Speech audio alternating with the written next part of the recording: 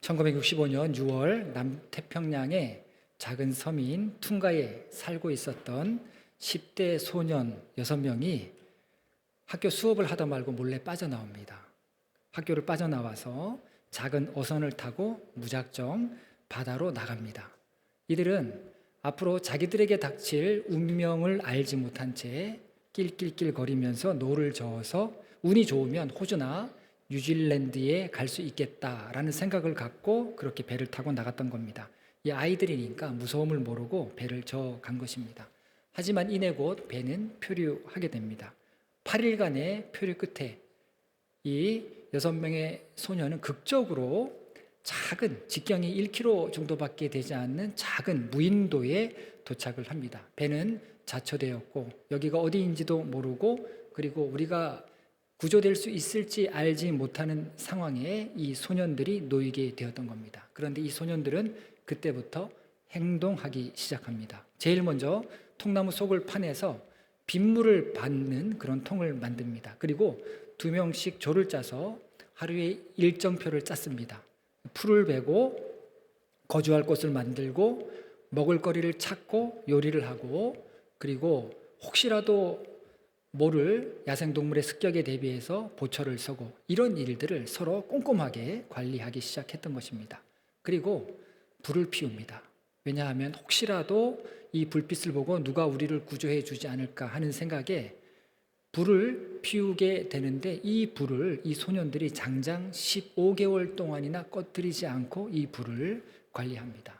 그리고 마침내 15개월 뒤에 호주 선장에게 발견되어서 이들은 구출되기에 이릅니다. 이들의 스토리를 아타섬의 표류기라고 합니다.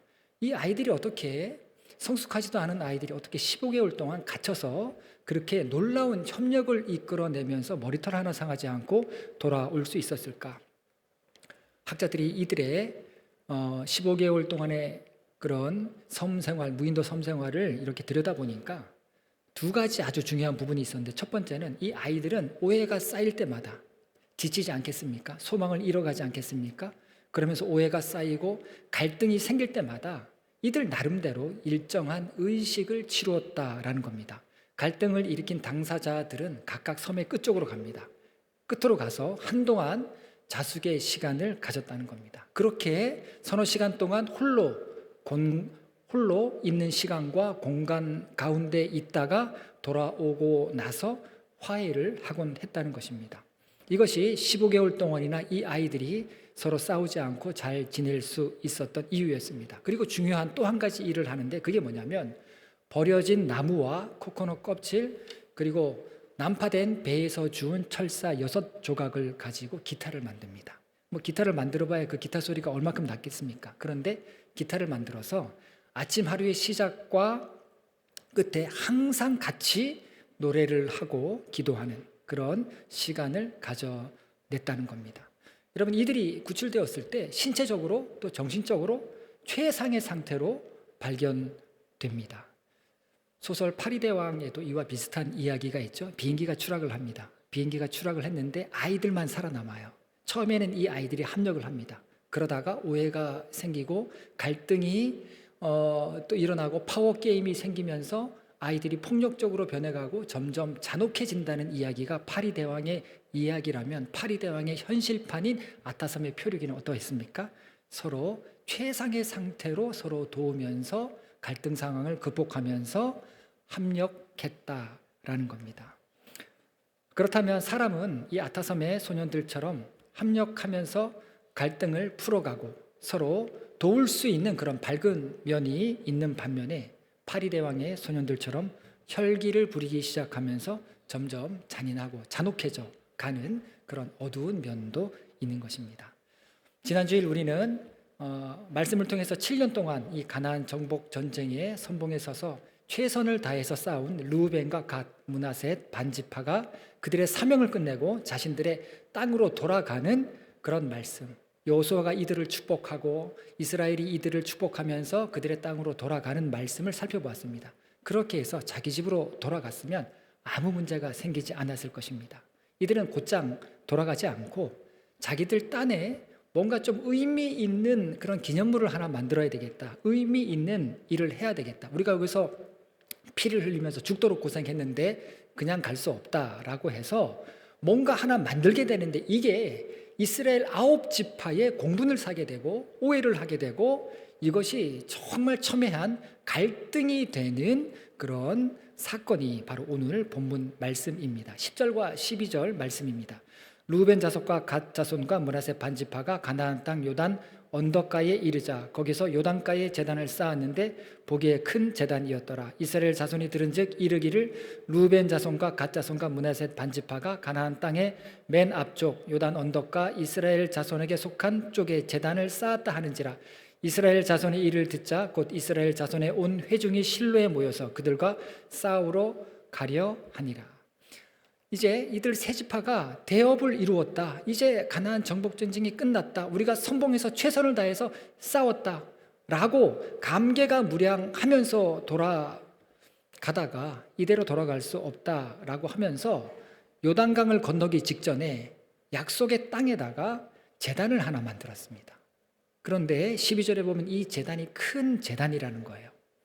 이거를 9지파는 모르고 있었습니다. 그러다가 나중에 제단을 만들었다라고 하는 사실을 알고 약속의 땅에 살고 있었던 이 9지파는 큰 충격에 빠집니다. 이 성경을 보면 제단을 쌓는 이야기가 많이 나옵니다. 아브라함이 제단을 쌓았다, 이삭이 제단을 쌓았다, 그리고 야곱이 제단을 쌓았다. 이들은 제단을 쌓아도 괜찮아요. 많이 쌓으면 쌓을수록 하나님께서 칭찬하셨습니다. 그런데 출애굽 이후로는 제단을 쌓으면 안 됐어요.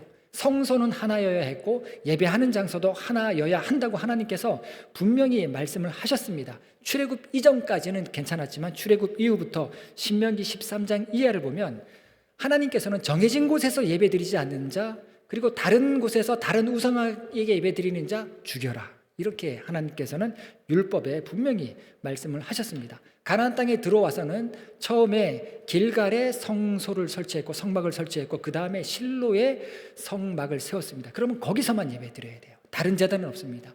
2개의 제단은 없습니다. 다른 예배는 없어요. 오직 실로에서만 예배 드릴 수 있었는데, 그런 제단이 요단 강가에 또 만들어졌다라고 하는 것은 9지파에게는 충격이었던 것입니다. 여러분, 이 말씀은 공동체로 함께 신앙생활하는 우리에게 굉장히 중요한 교훈을 준다라고 생각을 합니다. 여러분, 우리 말과 행동에도 오해를 불러일으킬 만한 그런 일들이 굉장히 많습니다. 갈등의 불쏘시개가 될 만한 그런 일들이 굉장히 많죠. 그래서 여러분, 우리가 공동체로 신앙생활할 때 질서 있고 뭔가 조심하면서 신앙생활을 해야 되는데, 여러분, 이 단편적인 말들을 조심하셔야 돼요. 오늘 성경에 보면 제단을 쌓았다 하는지라, 이게 단편적인 말이에요. 이 단편적인 말 하나로 말미암아서 9지파는 무기를 듭니다. 무기를 들고 세 지파를 다 죽여버리죠. 이렇게 나오는 거예요. 여러분, 이 단편적인 말만 듣고서는 파악되는 것은 아무것도 없습니다. 이들이 제단을 왜 지을 수밖에 없었는지, 또 어떤 마음으로 지었는지, 거기서 예배 드렸는지 안 드렸는지, 우상 숭배했는지 안 했는지, 이거 아무것도 몰라요. 그냥 제단을 쌓았더라 하는 그 단편적인 말 때문에 9지파는 칼을 들었다라는 겁니다. 제단을 쌓았다는 게 우상 숭배한 것이 아닐 수도 있죠. 그런 거 상관없어요. 단편적인 말의 위험성이 거기에 있는 것입니다. 이 단편적인 말만 듣고 흥분했고, 이거는 우상 숭배다 단정짓고 결론을 내리게 되니까 전쟁으로 지금 일어나기 일촉즉발의 상황에 이르게 된 것입니다. 여러분, 교회 안에서도 여러분 이 단편적인 말들로 인해서 얼마나 혼란을 경험할 때가 있습니까? 우리가 조금만 더 듣고 조금만 이해했더라면 문제거리도 안 돼요. 지나고 보면 문제거리가 아닙니다. 그런데 그것이 오해가 되고 이것이 갈등이 되어서 그 누구도 해결할 수 없는 문제로 비화되는 것을 경험합니다. 여러분, 지금 이스라엘이 그런 상황에 있는 거예요. 세 지파가 제단을 쌓았다라고 하는 말만 듣고서 9지파는 우상 숭배다라고 하면서 칼을 들었고, 당장 어제까지 동지로서 정말 혈맹을 맺고 정말 피를 흘리면서 함께 싸웠던 그 세 지파를 적으로 지금 생각하고 있는 것을 보게 됩니다. 그러면 세 지파의 입장에서는 얼마나 억울합니까? 루벤과 갓과 므낫세 반지파 입장에서는 우리가 죽을 힘을 다해서 7년 동안 이 가나안 땅을 정복하기 위해서 맨 앞에 선봉에 서서 싸웠는데 저들이 어떻게 우리를 이런 식으로 대할 수 있는가? 얼마나 섭섭했겠습니까? 여러분, 이렇듯 인간의 미숙하고 섣부른 판단은 때로 큰 파장을 불러오는 법입니다. 그래서 우리 믿음의 사람은 항상 화가 나는 일이 있더라도, 오해를 받더라도, 갈등 속에 있더라도 여러분 항상 성경 말씀대로 조심해서 신앙생활을 해야 됩니다. 미셸 푸코가 진리를 말하는 사람은 또 다른 권력을 만들 수 있다 라고 그렇게 이야기합니다. 여러분, 제가 설교하는 게 제 이야기하는 게 아니라 하나님의 말씀을 이야기하죠. 하나님의 말씀을 전하는데 저는 종교 권력을 만들 수 있다는 거예요. 제가 어떻게 할 수 있는, 여기서 저를 위해서 뭔가 할 수 있다는 겁니다. 저 그 방법 알아요. 저 어떻게 하면 그렇게 할 수 있다는 거 저도 알고 있습니다. 근데 신앙을 갖고 있는 사람도 아닌데 세상 철학자가 이런 이야기하는 거예요. 진리를 말하는 사람은 권력을 만들 수 있다. 이게 뭐냐면 그 입에서는 진리를 말하는데 하나님의 뜻하고는 점점 상관없는 그런 일들을 한다는 겁니다. 예수님 시대 종교 지도자들이 그랬죠. 그들은 율법을 진리로 알고 그리고 진리대로 자신들은 살아간다라고 했는데, 여러분, 그렇게 진리를 말하고 진리대로 살아가던 그들의 삶은 점점 기득권을 형성하게 되고 그 기득권의 정당성을 얻는 수단으로서 이들은 진리를 이용하는 것을 보게 됩니다. 타인에 대한 지배권을 갖죠. 그들을 통제하려고 하는 욕망을 점점 더 갖게 되죠. 이러면서 이들이 하나님처럼 되어가는 그런 모습들을 보게 됩니다. 그래서 예수님께서 이 바리새인들, 종교 지도자들을 향해서 신랄하게 책망하셨던 것이고, 그 결과로 예수님은 십자가에 달릴 수밖에 없었던 것입니다. 신앙의 기준이 하나님의 뜻이 아니에요. 자기들이 되어버립니다. 하나님의 나라를 이루어야 되는데 하나님 나라를 만들지 못하고 자기들 세상을 만드는 거예요. 그래서 미셸 푸코는 진리를 말하는 사람을 보라. 진리를 보지 말고 진리를 말하는 사람을 보라는 거예요. 굉장히 의미 있는 이야기라고 생각합니다. 여러분, 이단들이 누구를 진리라고 생각합니까? 진리라고 말하는 그 사람을 보라는 거예요. 가족을 버리게 하고, 이단이 그렇지 않습니까? 이단 교주가 그렇게 하지 않습니까? 가족을 버리게 하고 세상에 그 누구도 이해하지 못할 삶의 방식들을 요구하고 헌금을 강요하고 자신을, 이단 교주를 신처럼 떠받들게 하는 그 사람을 보라는 거예요. 진리를 지킨다고 하면서 보여주는 그 독선과 자만과 교만이 얼마나 많은 사람들을 해치는지 해치는 그 사람을 보라는 겁니다. 지금 자칫하면 이 9지파가 그렇게 될 위험에 처해 있었던 것입니다. 그렇기 때문에 여러분, 오해와 갈등이 생길 때 섣불리 결론 내리고 행동하기에 앞서서 항상 하나님 앞에 이 문제를 가져가는 것이 우리 신앙인의 태도인 것입니다. 예수님은 두세 사람이 모인 곳에 성령께서 함께 하신다라고 말씀을 하셨는데, 두세 사람이 모인 곳에 늘 골치 아픈 일들도 문제가 있기 마련입니다. 그래서 문제를 하나님께 가져가셔서 지혜를 구하셔야 돼요. 하나님께서 주시는 지혜가 아니면 우리 모두는 도를 넘는 행동과 말을 하게 되어 있습니다. 그래서 이 성경에서 영적인 일과 육적인 일을 계속해서 구분하지 않습니까? 하나님의 지혜를 얻지 않으면요, 성령의 인도하심, 성령의 임재 가운데 있지 않으면 내가 아무리 옳은 말을 해도 그건 육적인 일이 돼요. 아무리 진리를 이야기해도 이야기하면 할수록 육적으로 흘러버리게 됩니다. 그러나 하나님의 지혜 가운데 겸허한 마음으로, 내가 죽는 마음으로, 낮아지는 마음으로 하나님의 인도하심 구하고 하나님의 뜻을 구할 때 그 일은 영적인 일이 되는 것을 보게 됩니다. 육적으로 하면 신앙 공동체는 믿음과 영이 바닥나기 마련입니다. 9지파가 세 지파의 행동을 우상숭배로 몰아가면서 무작정 무기를 들고 싸우고자 하는 것은요, 이건 하나님의 지혜가 아닌 거예요. 도를 넘은 인간의 행동이었던 것입니다. 세 지파도 이렇게 다른 사람에게 오해를 살 만한 큰 제단을 짓기 전에 한 번 더 생각했어야 되죠. 이렇게 하는 게 괜찮을까? 실로의 제단이 있었고, 그리고 다른 제단을 만들면 안 된다는 거 이 사람들도 다 알고 있었죠. 그리고 길갈에는 이미 여호수아가 자손들을 위해서 만든 기념비가 존재했었습니다. 그럼 여호수아에게 물어봤어야죠. 우리가 이런 기념 모형의 성전, 우리 증거가 될 수 있는 모형의 성전을 만들고 싶은데 괜찮은지 여호수아에게 물어봤더라고 한다면 사태가 여기까지 이르지 않았을 것입니다. 그런데 이미 엎질러진 물이 되었던 겁니다. 힘들게 얻은 이 약속의 땅에서 40년 동안 광야에서 고생하고 약속의 땅만 바라보고 여기까지 와서 그리고 7년 동안 가나안 족속과 치열한 전쟁을 통해서 얻은 약속의 땅에서 이제 서로 피를 흘리면서 약속의 땅을 피로 물들이고 서로 죽고 죽이는 그런 상황에 이르게 되었던 것입니다. 여러분, 공동체 세우는 거 참 어렵습니다. 여러분, 우리가 쉽게 오지 않았죠? 때로 대가를 치르면서, 때로 헌신을 하면서, 때로 희생하면서 여러분 여기까지 우리가 왔습니다. 그런데 공동체가 병들고 무너지는 것은 순간입니다. 여러분, 우리 건강을 위협하는 바이러스가 늘 우리 주변에 있지 않습니까? 저는요, 항상 아이들한테 손 씻으라. 제가 이 손을 자주 씻는데 비누로 안 씻어도 물로만 씻어도 감기가 덜 걸리는 것 같습니다. 이 바이러스가 늘 우리 주변에 있지 않습니까? 공동체를 병들게 하는 원인자들도 은혜의 요소들과 늘 함께하는 것을 보게 됩니다. 그래서 여러분, 너무 이상적인 교회 믿지도 마시고 이야기하지도 마세요. 여러분, 이상적이라고 생각했던 것 때문에도 병들어요. 이상적인 교회, 건강한 교회라고 하는 거는 묘약 같은 겁니다. 옛날에 약장수들이 동네 와서 서커스 보여주면서 막 이렇게 즐겁게 하다가 나중에 말하는 게 뭡니까? 이 약 한번 사보라고. 이 약 한번 사보라고. 이거 만병통치약이다. 여러분, 세상에 만병통치약이 어디 있어요?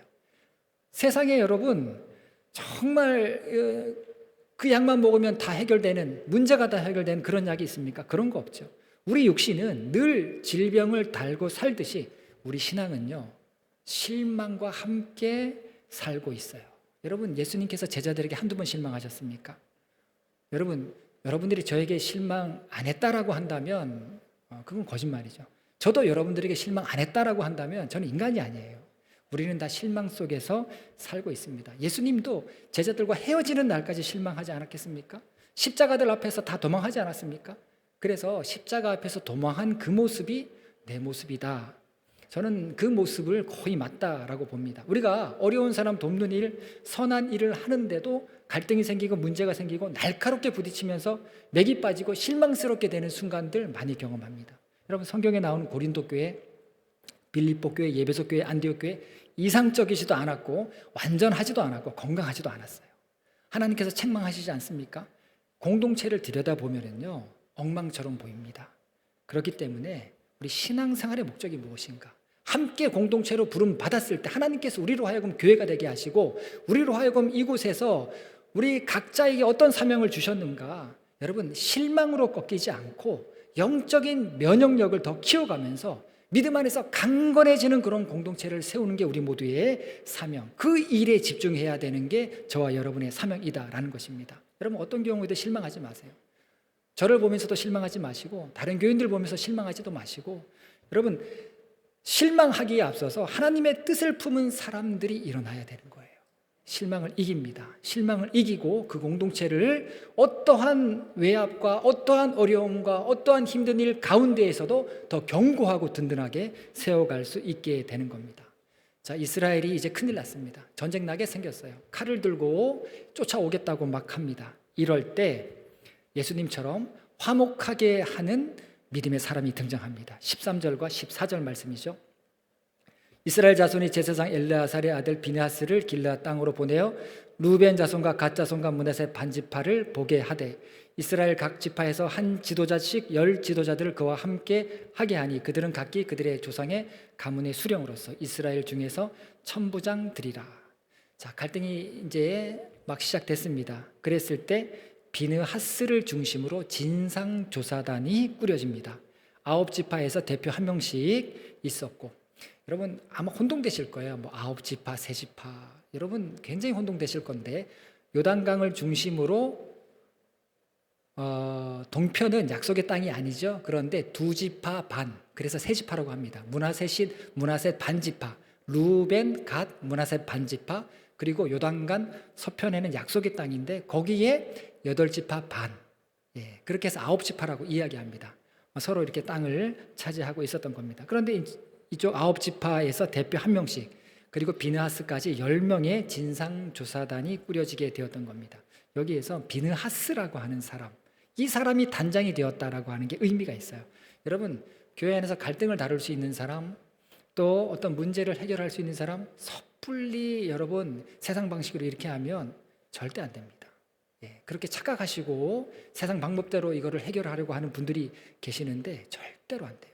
그럴수록 공동체는 더 영적인 부분이 약하게 됩니다. 그게 아니에요. 이 비느하스 같은 사람이 이 문제를 해결하는데, 여러분, 믿음의 사람이에요. 결국 하나님의 뜻을 붙드는 사람, 그리고 결국에 성령의 인도하심을 구하는 사람입니다. 17절에 보면 부올의 죄악이라고 하는 말이 나오는데, 이 부올의 죄악을 끊어버린 사람이 누구냐면 비느하스예요. 이스라엘 백성들이 광야 40년 생활을 끝내고 모압 땅, 암몬 땅에 오니까 눈이 휘둥그레졌습니다. 이런 땅이 있는 줄 몰랐어요. 이렇게 풍요롭고 이렇게 푸르고 이렇게 아름다운 여인들이 살고 있는 이런 땅에 40년 동안 광야 생활을 했던 사람들이 그런 광경을 보지를 못했던 거예요. 그래서 눈이 휘둥그레져가고 그 화려함에 다 취하게 되죠. 이스라엘 남자들이 모압 여인들과 행함을 하면서 우상 숭배에 다 빠져버리게 된 겁니다. 이랬을 때 비느하스가 창을 들고 모압 공주를 죽이고 우상 숭배에 또 행음에 빠졌던 이 남자들을 죽입니다. 그 일을 함으로써 이스라엘의 죄악이 끊어지고 하나님의 진노의 심판이 멈추게 되고 이스라엘이 다시 정신을 차리게 되는 그런 역사를 우리는 보게 되는데, 그 중심에 비느하스가 있었던 것입니다. 그런데 이 비느하스만 역할을 했다라고 볼 수는 없습니다. 여호수아서를 가만히 보면요, 여호수아 7장 이후부터는 여호수아가 등장하지 않아요. 여호수아가 뭘 어떻게 했다 이렇게 너무 세세하게 나오지 않습니다. 그럼 뭐냐면 이게 여호수아의 성품이라는 거예요. 여호수아가 막 전면에 드러나서 막 이렇게 다윗처럼 그렇게 하는 성품이 아니었다. 나중에 여호수아가 어떻게 합니까? 여호수아의 성품을 우리가 알 수 있는데, 이스라엘 여호수아는요, 갈렙처럼 좋은 땅을 제일 먼저 받을 수 있는 권리가 있었던 사람이에요. 그 땅을 제일 좋은 땅을 차지할 수 있었는데, 여호수아는 제일 마지막으로 땅을 차지하죠. 모든 지파가 다 땅을 차지하고 난 다음에 자기는 척박한 산지로 들어갑니다. 그리고 거기서 어떻게 죽었는지 몰라요. 거기서 생을 마감합니다. 그의 뒷이야기가 나오지 않아요. 이게 여호수아의 성품이라면 여호수아는 전면에 드러나거나 뭔가 자기가 주도권을 쥐고 뭔가 이렇게 행사하려고 하는 사람이 아니었다는 걸 알 수 있어요. 그러면 비느하스가 지금 전면에 나왔으면 여호수아가 분명히 비느하스와 함께 역할을 했다라고 이야기할 수 있는 것입니다. 이들이 공동체의 문제를 해결하는 겁니다. 믿음으로 결단해 본 사람, 믿음으로 자기 삶을 걸어본 사람, 믿음으로 정말 중요한 일이 있을 때 정말 하나님 앞에 정말 나아가서 엎드려 본 사람, 이들이 이 이스라엘의 문제를 이제 들여다보고 해결하기 시작합니다. 여러분, 공동체의 문제는 좋은 게 좋은 거라는 식의 그런 타협, 나이스한 성격, 이걸로 해결되지 않습니다. 이처럼 하나님의 뜻 가운데 온전히 서 있는 사람을 통해서 하나님은 해결하시는 것을 보게 됩니다. 자, 이제 여호수아가 이 비느하스와 함께 개입을 해서 이 문제를 파악해 보니까 서로 말도 못할 오해 가운데 있었다라고 하는 게 드러나죠. 9지파가 세 지파와 싸우려 했던 이유가 있어요. 그게 뭐냐면 18절에 나옵니다. 18절 말씀을 보면, 오늘 너희가 돌이켜 여호와를 따르지 아니하려고 하느냐, 너희가 오늘 여호와를 배역하면 내일은 그가 이스라엘 온 회중에게 진노하시리라. 자, 이스라엘 백성은요, 여러 차례 하나님 앞에 잘못을 해서 심판받은 경험이 있어요. 그런데 세 지파가 요단 강가에 여호와의 제단을 만들었다라고 하는 얘기를 듣는 순간 이거 큰일 났다. 하나님께서 우리를 진노하시겠다. 우리로 하여금 또 우상 숭배에 빠졌다고 하나님께서 우리 모두를 벌하시겠다. 하나님은 몇 사람만 심판하실 때도 있지만 대개는 공동체적으로 심판하십니다. 이스라엘 전체를 심판하실 때가 많았어요. 그러니까 9지파가 겁이 난 거예요. 이제 너희들 때문에 우리까지 하나님 앞에 벌을 받게 생겼다. 이게 두려웠던 겁니다. 심판받는 것은 아닐까 하는 두려움에 우리가 그 싹의 근원을 잘라버리자, 이렇게 나왔던 겁니다. 그리고 세 지파가 큰 제단을 만든 사정도 알게 됩니다. 이들은 약속의 땅이 아니었죠. 이제 이방 땅에서 살아가야 되는데 자기 때까지는 괜찮아요.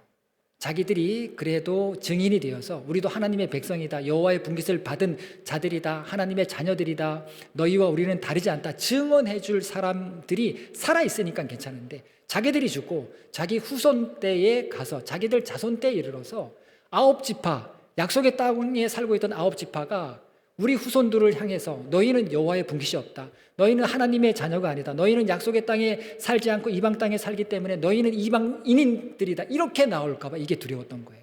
잊혀짐에 대한 두려움이 컸던 겁니다. 그래서 세 지파는 돌아가면서 증거로 삼기 위해서 여호와의 제단 모양의 모형물을 만들었던 겁니다.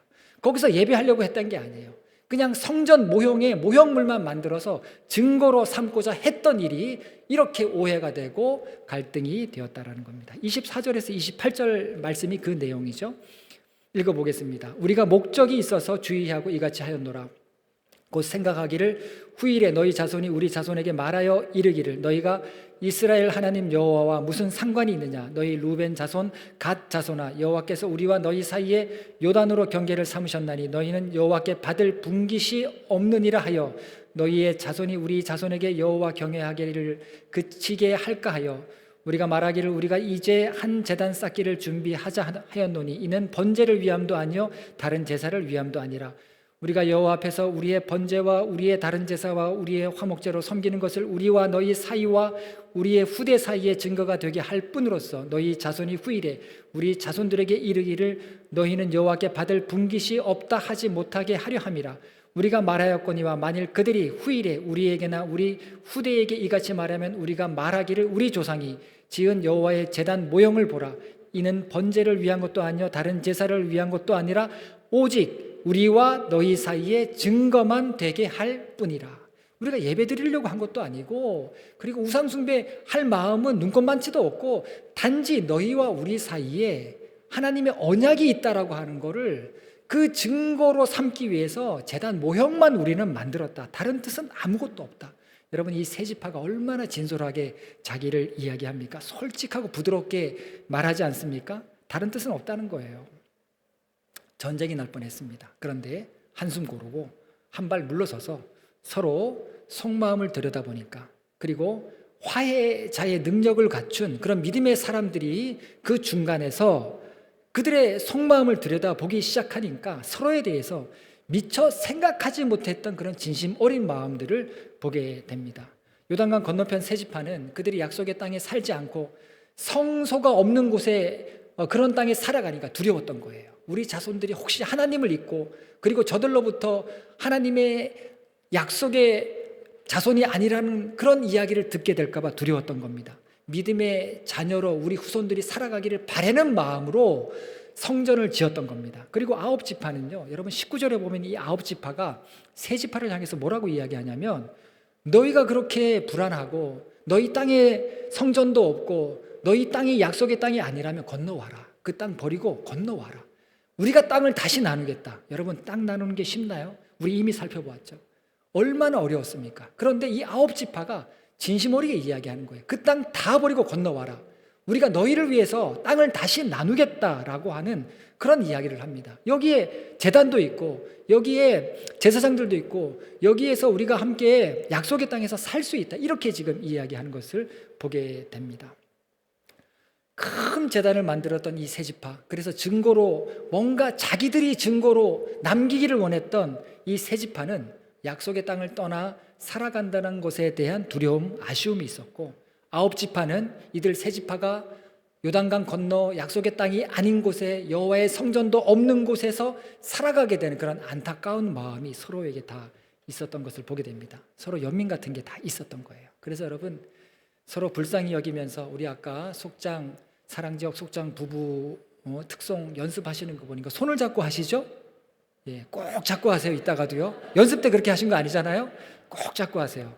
여러분, 서로 불쌍히 여기면서 서로 손을 잡고 기도하는 그 어떤 공동체, 가정이든, 여러분 부부가 손을 잡고 기도하는데 이혼하겠습니까? 예, 부모와 자녀가 부부간에 손잡고 기도 안 하시죠? 예, 오늘부터 하시기 바랍니다. 사실 저도 안 해요. 여러분, 그런 공동체가 분열과 시기와 질투형이 그런 공동체에 침입하겠습니까? 여러분, 우리의 사명이 어디 있겠습니까? 우리 자랑할 게 뭐가 있어요? 우리 이런 교회 건물 갖고 있습니다. 우리 이런 사역들 합니다. 우리 자랑할 거 아무것도 없어요. 우리가 내세울 거, 우리가 자랑할 거 딱 하나 있습니다. 그게 뭡니까? 우리 공동체는 이렇습니다. 그런 공동체를 우리가 만들어가고 세워가기 위해서 우리가 지금 이 자리로 부름받았다라는 겁니다. 여러분, 이렇게 해서 요단강 제단 사건은 전쟁이 될 뻔했는데 일단락되고 다시 평화가 그 땅에 임하는 것을 보게 됩니다. 여러분, 좋은 교회 어떤 교회입니까? 좋은 교회는 어려움이 없는 교회가 아니에요. 수많은 오해와 갈등이 있습니다. 그런데 성령의 인도와 말씀의 원리로 잘 이겨내는 교회가 좋은 교회예요. 사람은 선한 의도도 오해하기 시작하면서 끝도 없는 정말 날카로운 갈등들을 하지 않습니까? 고도의 갈등들을 하지 않습니까? 갈등의 역사가 인간의 역사예요. 갈등하면서 망상이 들어옵니다. 망상이 들어오니까 그때부터는 물불 가리지 않아요. 갈등은요, 스스로를 부풀립니다. 막 부풀려서 스스로 막 돌아다녀요.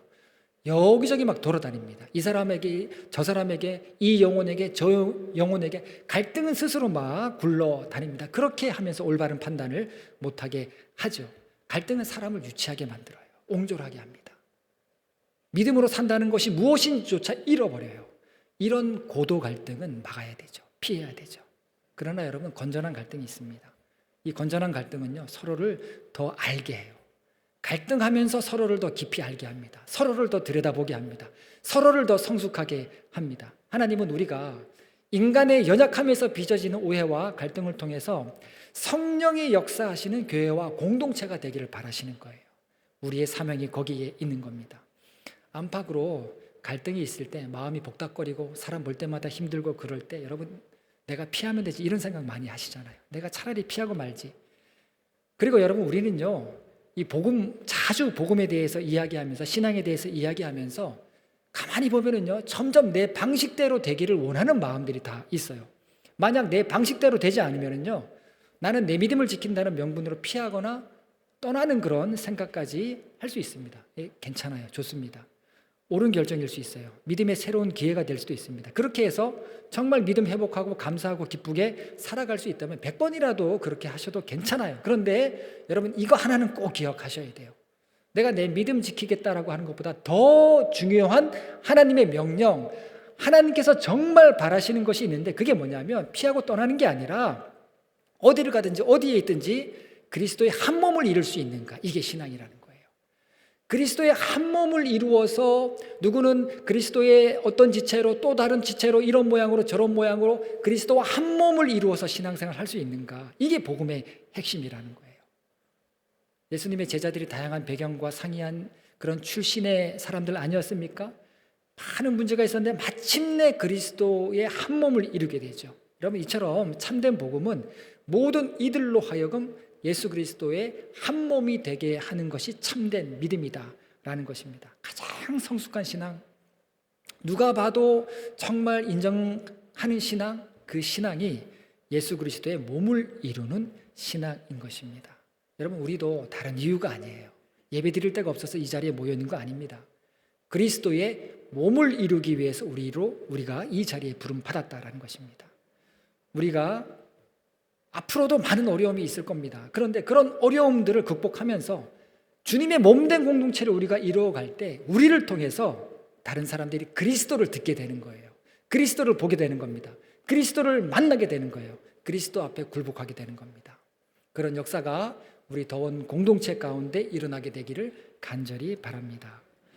기도하시겠습니다. 하나님, 저희를 지혜롭게 하사 하나님의 뜻이 무엇인지 깨닫게 하시고, 하나님, 이 육신의 정욕을 피하고 하나님의 뜻을 따라 살아갈 수 있도록 인도하시고 붙들어 주시옵소서. 그리하여서 그리스도의 몸된 정말 주님께서 원하시는 그 일을 성취하는 우리 더원교회 되게 하여 주시옵소서. 예수님의 이름으로 기도합니다. 아멘.